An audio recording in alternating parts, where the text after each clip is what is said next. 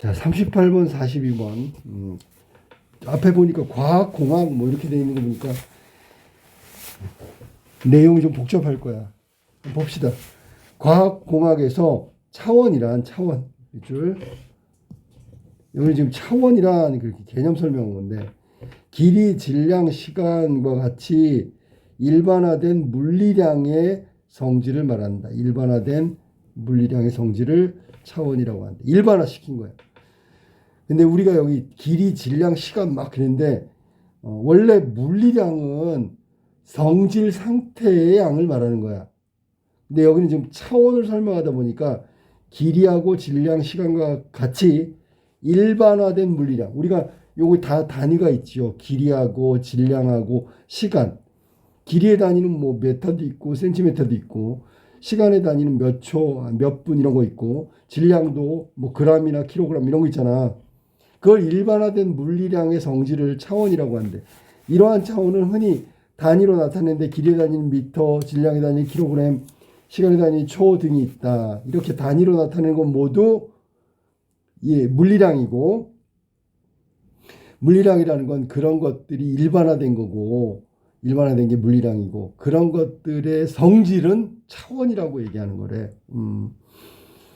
학교까지의 거리는 100m라고 말할 때 미터는 거리를 나타내는 단위고, 거리는 길이의 차원에 해당되는 거고, 구체적인 건 미터, 즉 여기 거기서 길이의 단위고, 구체적인 건. 그다음에 그런 것들의 거리는 하나로 말할 때는 차원이라고 얘기하면 된다. 거리는 차원이다. 미터, 킬로미터처럼 하나의 차원을 표시하는 단위는 여러 개일 수 있다. 그러니까 단위는 여러 개일 수 있다. 이것도 예시에 해당되는 거야. 우리가 지금 차원이 뭔지를 예시를 가지고 거리를 가지고 지금 설명하고 있으니까 예시 문장이라고 생각하면 돼. 차원은 대괄호를 사용해 표시하는데 지름거리 등은 길이의 차원이므로 대괄호를 하면 길이라고 써 있잖아. 그건 차원을 말하는 거야. 차원. 면적은 당연히 길이의 제곱. 그 다음에 길이와 길이의 제곱하면 물리량의 성질이 다르므로 서로 다른 차원이다. 하나는 길이고 하나는 면적 차원이니까 각각 물리량이 성질이 다른 차원이라고 해야지. 길이 대괄호는 거리, 길이의 제곱 대괄호는 면적의 물리량을 말하는 거예요. 속도는 길이 나누기 시간이므로, 그러니까 속도는 길이 나누기 시간. 몇 메타를 몇 초에 가느냐, 그게 속도지, 그지? 자, 거기 보니까 시간을 길이로 나누고 대괄호로 묶었단 말이야. 이거 길이, 면적, 속도 이런 것들은 다 대괄호로 가지고 지금 표현하는 거야. 여기 지금 대괄호한 것들 모두 차원을 설명하고 있는 것이다. 이러한 차원을 분석하여 단순 비교가 어려운 물리량의 변수들 사이의 관계를 미루어 알아내는 방법을 차원 해석이라고 한다. 차원 해석 밑줄 치고. 자, 그럼 논의 대상은 차원 해석이다. 첫 번째 문단에 이 글에서 말하고 싶은 게 나오거든. 그게 논의 대상인데 여기는 차원 해석에 관한 이야기를 하겠다는 거야. 알았니? 그러면 차원 해석을 위해서는 차원의 동일성, 차원의 무차원화를 이해해야 된다. 자, 여기 차원의 동일성에 관련된 내용 나올 거고, 무차원에 관한 것을 정의하는데, 이해하는데 필요한 내용이 나올 거야. 그것만 이해하면 돼. 그리고 복잡한 건 사실 문제가 하지 않으니까. 먼저 차원의 동일성 볼까? 물리적 수식 양변의 각 항들은 동일한 차원을 지녀야 하는데 이를 차원의 동일성이라고 한다. 차원의 동일성. 각 항이 동일한 차원을 지녀야 한다. 자, 각 항이 동일한 차원을 지니는 거 뭔데? 이게 차원의 동일성. 차원의 동일성을 통해 물리량의 변수들의 관계를 알 수 있다. 예를 들어 속도는 거리를 시간으로 나눈 수식에서 속도와 길이를 시간으로 나눈 이 차원, 속도 차원과 길이 시간 차원 같은 것이다. 그러니까 거기 이퀄이 있잖아. 이퀄. 아니? 속도는 결국 일정 거리를 얼마만큼 시간에 가느냐라는 뜻이기 때문에 같은 차원이라고 볼 수 있다. 이러면 어떻게 된다고? 차원의 동일성이 되겠네. 자, 이를 통해 속도, 거리, 시간 세 변수들의 관계가 드러난다. 자, 그러면 변수를 한번 해볼게. 속도는 시간에 반비례한다. 속도는 길이에 비례한다. 이해됐니? 뭐냐면 분자하고 여기 속도 값은 일정 관계가 비례 관계야. 그 다음에 속도는 시간하고는 반비례했지. 그치? 무슨 말이지? 느린 속도는 시간이 오래 걸리잖아. 낮으면 높아지고 뭐 이런 거야. 분모가 커지면 작아지는 거기 때문에 그렇다고. 자, 위의 식에서 길이 시간 차원과 같이 한 차원이 다른 차원을 나누는 것이 가능하다. 자, 그러면 차원의 동일성은 나누는 것 동그라미. 나누는 게 뭔데? 차원의 동일성을 만들어 주려면 일단 나누면 된다고 얘기했어. 이처럼 한 차원으로 다른 차원을 곱하거나 나눌 때 곱하기도 동그라미 쳐볼까? 그러면 차원의 동일성은 언제 유지된대? 차원을 다른 차원으로 나누거나 곱할 때 차원의 동일성은 유지된다. 자, 그 다음. 그러니까 복잡하게 물리 생각하지 마. 그냥 글을 읽고 있는 거야. 차원이 같은 항을 더하거나 빼면 동일성은 유지되지만, 자, 이것도 조심해. 차원이 같은 항을 더하거나 빼면 동일성은 유지되지만, 차원이 다른 항을 더하거나 빼면 동일성은 유지되지 않는다. 자, 기억해야 될 건 이런 정보야. 알았니? 동일성의 유지와 동일성이 유지되지 않는 건 차원이 같은 항을 더하거나 빼도 유지된대. 근데 차원이 다르면 더하거나 빼면 유지되지 않는데, 그러면 일단 나누고 곱하는 건 무조건 차원의 동일성이 유지되지만, 나누거나 곱한 거. 근데 더하거나 뺀 경우에는 차원이 같은 경우에만 유지된다고. 차원이 다르면 동일성은 유지되지 않는다. 요거 차원의 동일성 이해해야 돼. 그래서 속도, 길이를 시간으로 나눈 거, 속도 차원, 길이 시간 차원, 그 다음에 질량 차원 됐지. 성립할 수가 없다라고 됐지, 그지? 나누거나 곱한 거는 속도와 길이 시간 차원은 가능하지만 거기에 더했단 말이야. 근데 이게 차원이 다른 차원이란 말이야. 질량 차원은 다른 차원이지, 그지? 그러니까 이 식은 성립하지 않고 수식에서 이나 파이와 같은 상수들은, 변하지 않는 수는 차원을 갖지 않아 무시한다. 자, 상수는 무시한다. 상수는 보통 무엇을 상수라고 그래? 수학 시간에. 상수라는 건 늘 항상 똑같은 거야. 그러니까 일정한 값을 갖는 수나 양을 갖다가 상수라고 부르잖아. 그러면 상수는 이 차원을 유지하는데, 동일성을 유지하는데 영향을 미치지 않는다라는 결론도 나왔어. 상수는 차원 유지에, 동일성 유지에 무시해도 되니까 영향을 미치지 않는다. 이것도 정보야. 지금 선생님이 설명하는 게 내용의 정보란 말이야. 어떤 건 정보가 많기 때문에 어려운 것도 있어. 그러니까 기억을 해둬야 돼. 기억을 못하면 표시를 하란 말이야. 아니면 정리하고 넘어가. 차원의 동일성의 유지는 곱하거나 나누면 가능해. 유지돼. 더하거나 뺄 때도 유지되는데 그때는 같은 차원일 때만. 차원이 다르면 더하거나 빼는 건 유지되지 않는다. 이렇게 알고 있으면 돼. 다음으로 무차원화. 무차원화는 차원을 지닌 변수나 변하는 수지, 그지? 수식을 차원이 없는 상태로 말하는 거야. 다 말 그대로 무차원이네. 변수나 수식을 차원이 없는 상태. 차원이 없는 상태. 그러니까 무차원이지. 차원을 원래 지니고 있어야 된다라는 것도 조심해야 되겠지. 원래는 차원이 있었는데 차원이 없어지는 걸로 만들면 무차원. 아직도 모르겠는데요. 밑에 설명해 줄 거야. 걱정하지 마. 차원은 단위로 나타내므로 차원이 없다는 것은 단위가 없다는 거야. 단위가 없대.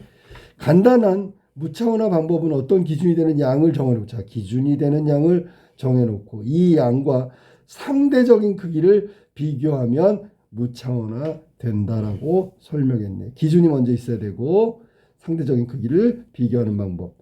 전체 인원 n에서 수은이 n개가 있대. 라지 n에서 스몰 n 있을 때 기준이 되는 양인 전체 인원. 자, 기준이 되는 양을 뭐로 봤냐면 전체 인원이야. 그러니까 지금 우리 무차원 공부하고 있는 거니까 기준이 되는 게 뭔데? 그럼 무차원은 전체 인원. 순위를 나누면 미안해. 기준이 되는 양인 전체 인원으로라고 그래. 으로 조심해. 그러면 나지 n으로 나누면 무차원화 돼가지고 상대 크기가 남게 된다. 전체분의 얼만큼. 됐지, 그치? 예를 들어 참가 선수가 100명인데 그 중에 10위를 했다면 이렇게 나눠주면 0.1, 10%, 20명 중에 10위를 했다면 0.5가 되겠지. 그러면 똑같은 10인데 여기서 100명 중이냐 20명 중이냐에 따라서 달라진 거잖아. 그러면 100명 중에 10위 하는 거랑 20명 중에 10위 하는 거랑 어느 게 더 잘한 거야? 100명 중에 10위 한 게 더 잘했다는 게 나오잖아. 알았니? 무차원화된 수는 0에서 1까지 값이래. 이것도 조심해. 알아도 0.1과 0.5가 같은 차원이 없어져 가지고 상대적인 크기가 비교된다.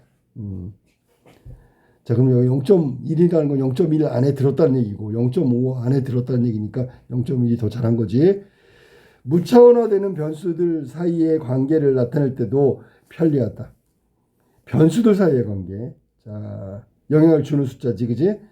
이때 차원을 가진 두 개의 변수 x하고 y의 관계 대신 얘는 비교가 안 돼. 근데 두 변수의 기준이 되는 양이 a하고 b, 라지 a, b가 있대. 나누어 각각을 무차원화시키면 x, y의 라지 x, y의 관계를 그래프로 나타내. 그러면 이때 x는 전체 a분의 x, 전체 b는 y는 전체 b분의 y 값을 갖게 돼. 그러면 상대 비교가 될 수 있다. 뭐 변수들의 상대 비교.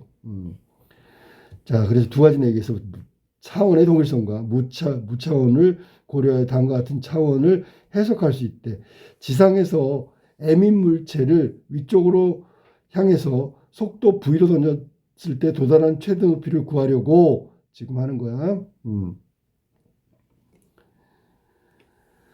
최대 높이가 h고 물체의 질량은 m이고 던지는 속도는 v래. 중력과 속도는 g에 의해 결정될 것이라고 가정한다. 원래 가정은 이건 없는 거 거짓인데 있다고 생각하고 하는 거야.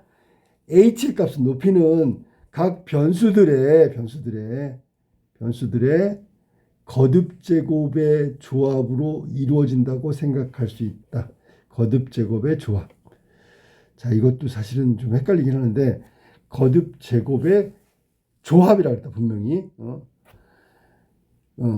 자, 그러면 이를 공식으로 했더니 h 높이 차원이라는 거지, 그지? 높이를 차원으로 얘기한 거야. MA, VB, GC 차원으로 나타낼 수 있대. 각각이. 그래서 그러면 이거를 높이를 H를 차원으로 나타내면 저렇게 나타난다는 거지. 왜냐하면 차원은 대괄호로 묶는다고 했으니까 아까 그 속도는 V는 길이 나누기 시간 차원 이렇게 나오면 똑같은 거야. 그치? 얘는 동일 차원이라고 볼 수 있겠네. 네. 각 변수의 차원은 h가 있고 m이 있고 v 속도가 있고 중력과 속도가 있고 요거에 의해서 다르겠지, 그지? h가 높이 생각해봐. 가벼운 걸 뭐 세게 던지는 거하고 무거운 걸 세게 던지는 거하고 가벼운 걸 천천히 던지는 거하고 위로 무거운 걸 천천히 던질 때 다 다르잖아, 그지? 양변의 차원이 동일해야 하므로 차원이 동일해야지 동일성이 유지된다고 그랬으니까 A는 0, B는 2, C는 -1 되면 우변의 길이 외의 차원은 없어져 좌변처럼 길이가 된다. 따라서 차원 해석을 한 결과는 다음과 같이 정리할 수 있다. 그래서 여기 지금 나온 게 생각해봐.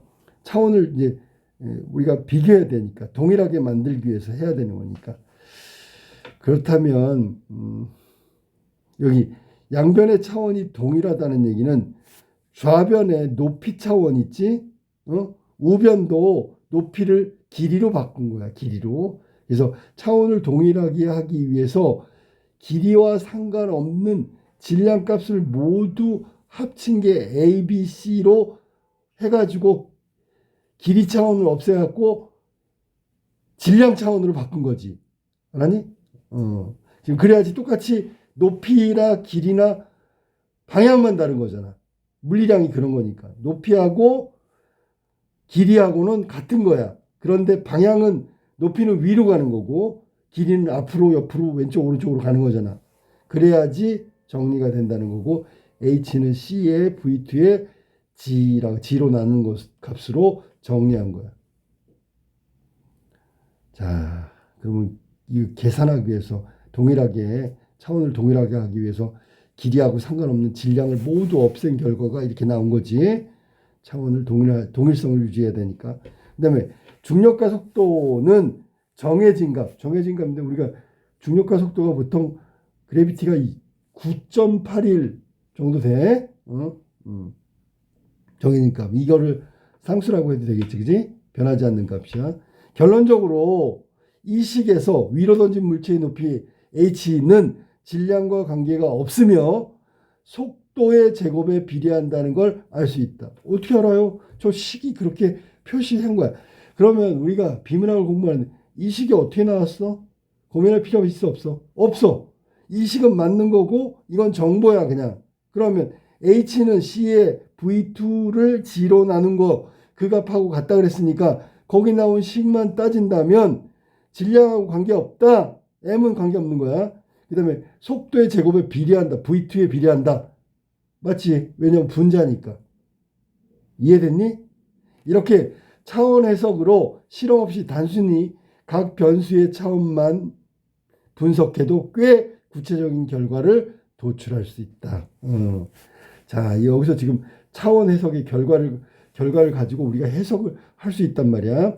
그 다음에 차원 해석을 하게 되면 이런 꽤 구체적인 결과를 도출할 수 있다. 이게 바로 효과란 말이. 차원 해석을 하면 이런 효과를 얻을 수 있다. 남은 변수들과의 관계를 고려해서 실험하면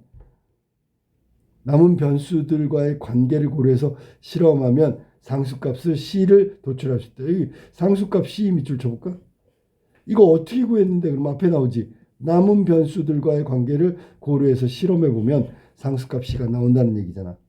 그지? 과학에서 상수값 c의 수치를 아는 것보다 변수들의 관계를 이해하는 것이 훨씬 중요하다.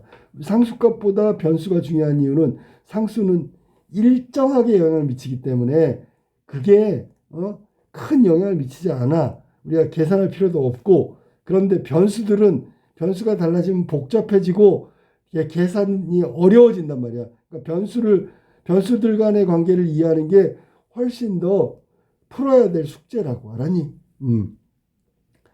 차원 해석을 활용하면, 자, 여태까지 읽어봤더니 뭐냐면 차원 해석은 이 동일성을 유지시켜가지고 이걸 계산하는 거야. 물리량을. 그러니까 쉽게 얘기하면 암산한다고 생각하면 돼. 복잡하게 완벽한 계산하는 게 아니라 암산한다고 생각하면 돼. 차원 해석은 그러니까 차원 해석을 활용하면 변수가 많아 복잡한 과학적, 공학적 문제의 의미를 일반화하고 밑줄 단순화할 수 있다. 그러니까 선생님 지금 얘기한 거야. 복잡한 수식이 있는데 계산을 암산으로 해. 아, 대충 얼마 나오겠네? 이게 차원 해석이란 말이야. 그리고 정확한 값은 계산해야지. 무슨 말인지 알겠어? 차원 해석은 이거네. 지금 말한 대로 과학적, 공학적 문제의 의미를 일반화 쉽게 만들어. 그리고 단순화시켜서 우리가 구체적인 값은 모르지만 대충 결과를 짐작할 수 있잖아. 이게 중요한 거지. 그래서 차원이 달라서 비교할 수 없었던 변수들끼리 비교하는 것이 가능하게 될 뿐 아니라 변수들끼리의 비교가 가능하고 첫 번째, 두 번째는 실험이나 작업량을 확연히 줄일 수가 있다라는 것이 두 번째 의의. 마지막에 나온 것은 의의고 변수들에 비교하는 것이 가능하다. 이건 장점이라고 얘기하면 돼. 차원 해석의 장점은 변수들 비교가 가능하다. 그러면 이 차원 해석이 우리한테 주는 의미는 뭘까 그러면 작업량 실험을 확실히 줄일 수가 있다. 왜냐면 대충 결론을 있잖아. 짐작하고 하기 때문에 그렇단 말이야. 알겠지? 문제 38번. 윗글에 표제하고 부제. 자, 표제는 잘 들어. 표제는 포괄적이야, 포괄적. 그러니까 일부분이 되면 안 돼. 전체란 말이야, 전체. 그 다음에 추상적인 것이 대부분이 표제에 해당돼. 그럼 부제는 뭐냐? 이 표제를 구체적으로 하는 게 부제가 된다. 보통 부제는 보통 어떻게 나오냐면 표제에서 제일 중요한 거를 중심으로 이렇게 나와. 알았지? 그러니까 훨씬 더 구체적인 게 부제란 말이야. 위클의 표제와 부제가 가장 적절한 것은 뭘까요? 무차원의 의미와 의. 자, 이거 내용 있어 없어? 있지요. 제목으로 안 어울려. 이유는 뭐야? 일부분이기 때문에. 포괄적이지 않잖아. 2번. 무차원화의 여러 가지 방법들. 이것도 부분 문제라서 틀렸고요. 차원 해석. 이건 맞지. 전체적으로 차원 해석한 거야. 그런데 차원 해석 자체의 역사를 말한 적은 없다. 4번.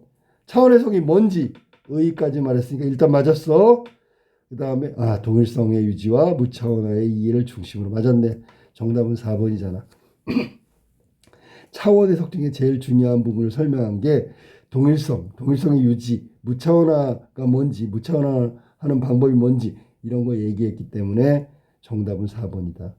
차원 해석의 기능과 효율성 뭐 이것도 나온 거야. 근데 단위와 차원의 분류를 중심으로 이건 첫 번째 내용만 함축하고 있는 거고 생각해봐. 두 번째 자주 나왔던 게 뭐지? 동일성의 유지, 무차원화 이런 거 하나도 안 나왔지.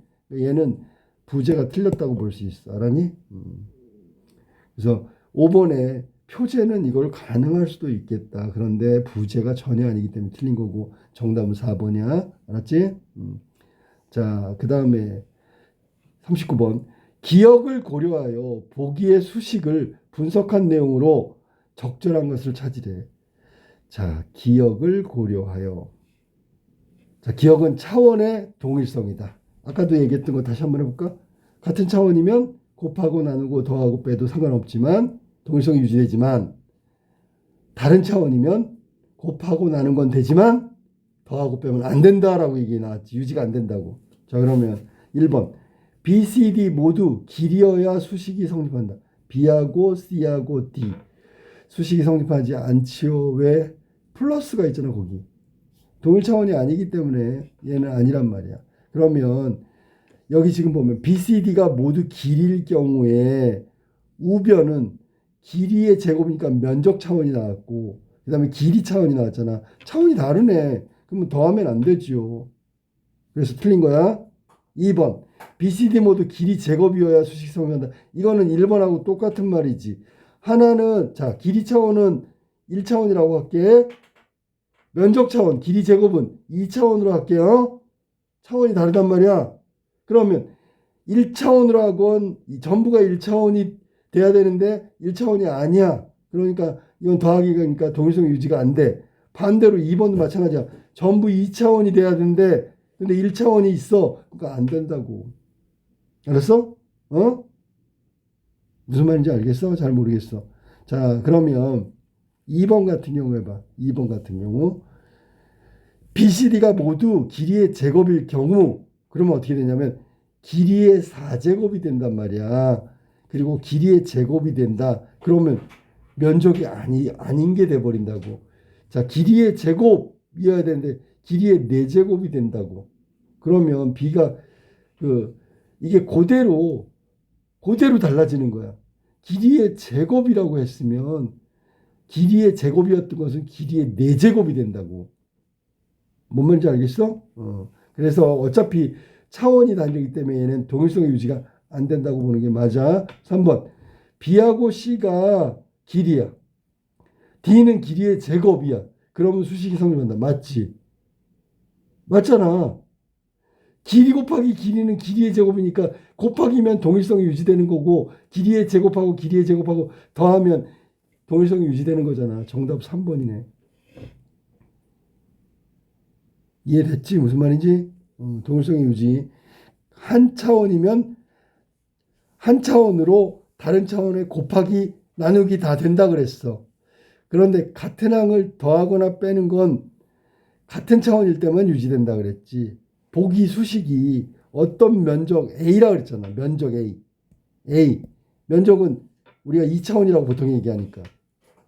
면적 A가 2차원이야. 그 다음에 2의 B 곱하기 C 플러스 파이의 D. 이게 동일성을 유지해야 되는 거잖아. 면적은 길이의 제곱이고, 그럼 우변도 길이의 제곱이 돼야 되는 거잖아. 맞지, 그지? 길이 곱하기 길이는 길이의 제곱이 되고, 길이의 제곱, D는 길이의 제곱이니까 같은 거지. 전부 다. 알았니? 정답은 3번이 정답이지. 4번 볼까? B와 D가 길이래. 틀렸어 벌써. B하고 C가 길이여야지. 곱하기는 거기 있으니까. 틀렸다. 5번. B는 길이의 제곱. C와 D는 길이여야. 그런데 지금 보니까 C하고 D 사이는 플러스가 있잖아. 플러스. 그러면 2와 파이의 영향으로. 틀렸네. 왜? 얘는 상수야. 상수. 영향을 미치지 못하는 상수라고. 변수면 좋겠는데 상수라고. 차원이 같아져 수식이 성립한다. 즉 영향을 미치지 않기 때문에 여기는 영향으로가 틀린 말이지. 자, 그러면 3번이 정답이라는 거 잘 한번 다시 확인해 봐. 40번 별표. 왜 별표하라고 했냐면 보나마나 이건 시간 끌기 문제인데 A 한번 보자. A 봐봐. 즉 무차원화를 가지고 변수들의 관계를 확인하는데 너무 편하대. 그럼 무차원 시켜야지 변수의 크기를 확인할 수 있다는 거잖아. 자, 40번 보기 봐볼까? A를 바탕으로 보기를 이해한 거래. 적절하지 않은 거. 그림 1. 차원이 밑에 봐봐. 차원이 있는 변수로 표시된 성장 곡선.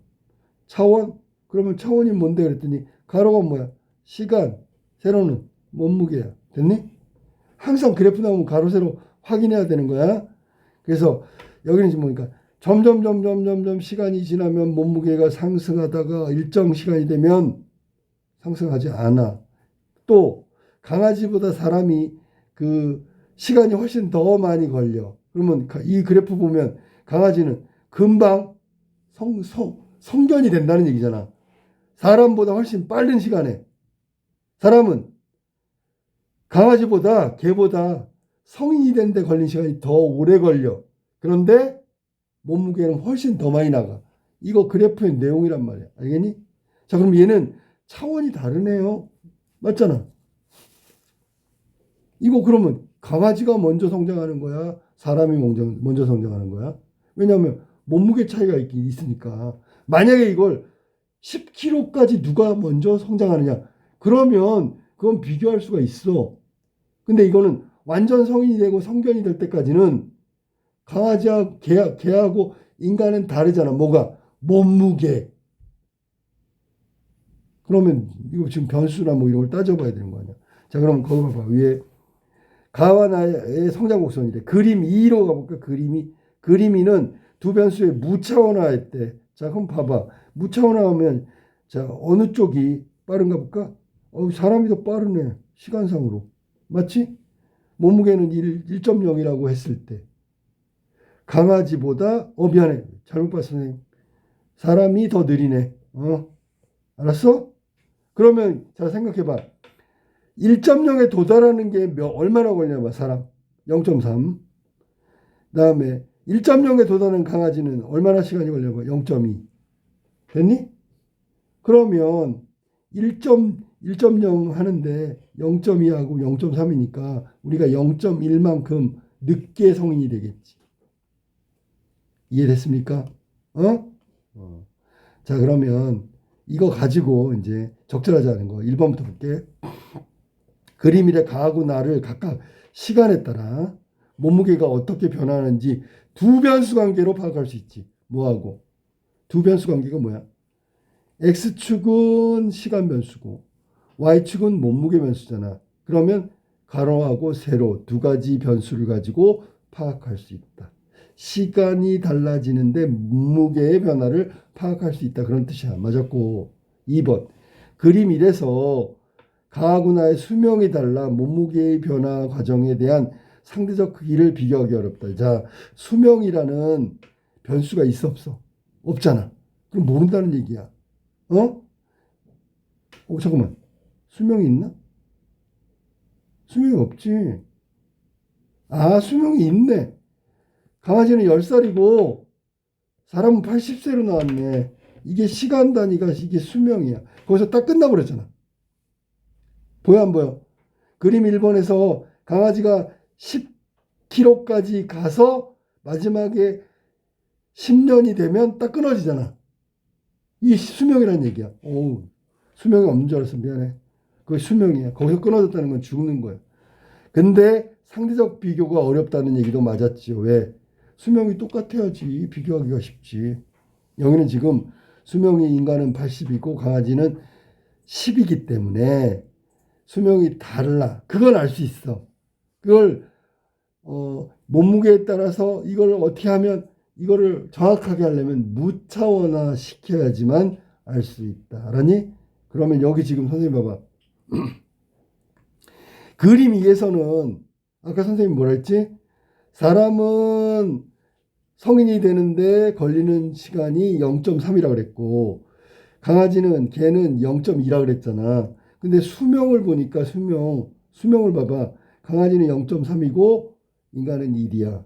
그러니까 이게 지금 변수가 상대적 변수를 무차원화시키면 이런 거 갖고도 알 수 있단 말이야. 예를 들어 성인이 돼가지고 성견이 돼가지고 사는 기간. 그러면 인간은 0.3부터 1이니까 0.7만큼 사는 거야. 그러면 강아지는 0.2에서 0.3밖에 못 살잖아. 그럼 성견이 돼서 0.1밖에 못 사는 거야. 그러면 다 성장한 다음에 우리가 7배나 더 오래 산다는 얘기야. 이런 수명까지도 무차원화를 가지고 확인할 수 있네. 알겠지? 그런데 그림 1에서는 비교할 수 없다. 3번 그림이 무차원화 시켰어.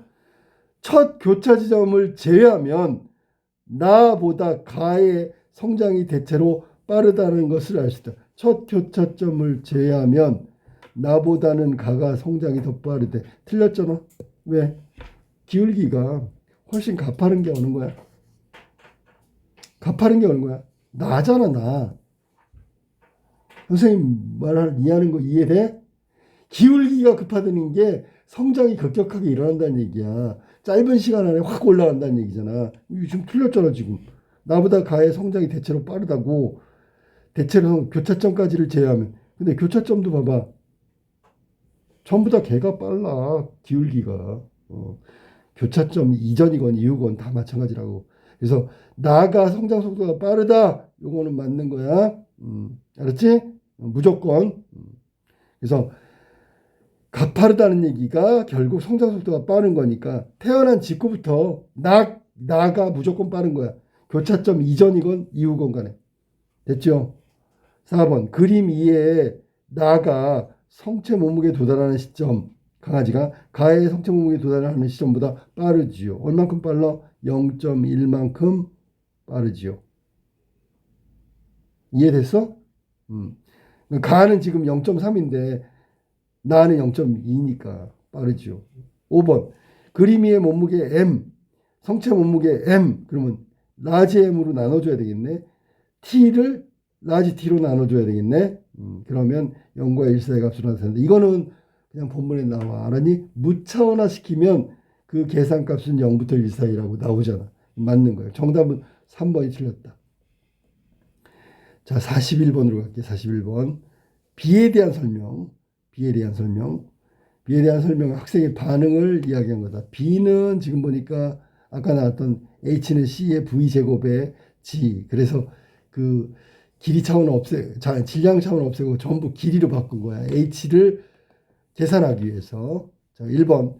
변수들의 관계보다 상수값 C를 아는 게 중요하겠군. 아니요. 계산이 복잡하고 어려운 건 변수들 때문이니까 상수값을 아는 게 중요한 게 아니라 변수값을 아는 게 중요한 거지. 2번. G를 제곱하여 양변의 차원을 동일하게 만들었군. G를 제곱한 게 아니라 B를 잘 봐봐. 거기서 ABC의 스몰 ABC가 C가 2가 아니라 마이너스 1이라고 그랬잖아. 그러니까 G를 제곱하였다고 얘기할 수는 없지. 2를 갖다가 마이너스 2 값으로 바꿨으니까 그거는 G의 제곱이 아니지요. 알았지? 3번. 차원 해석으로 H는 V와 무관하다는 걸 알 수 있대. 그러면 차원 해석으로 하면 V가 없어야 되는데 V 제곱이 있네요. 맞잖아. 속도, 중력화 속도의 제곱에 비례한다. 뭐 이런 게 나오기 때문에 속도의 제곱에 비례하니까 V 제곱. 이 부분이 오른쪽 우변에 있지. 우변에 있다는 얘기는 V 값에 따라 왼쪽 좌변의 값이 달라진다는 얘기잖아. 서로 영향을 미친다고 얘기해야지. 그러니까 이것도 무관이 아니라 관련이 있다고 얘기해야지. 그 다음에 4번. 물체의 질량을 달리하면 실험을 반복할 필요가 없겠군. 맞아, 틀려? 맞았어. 이게 차원 해석이지.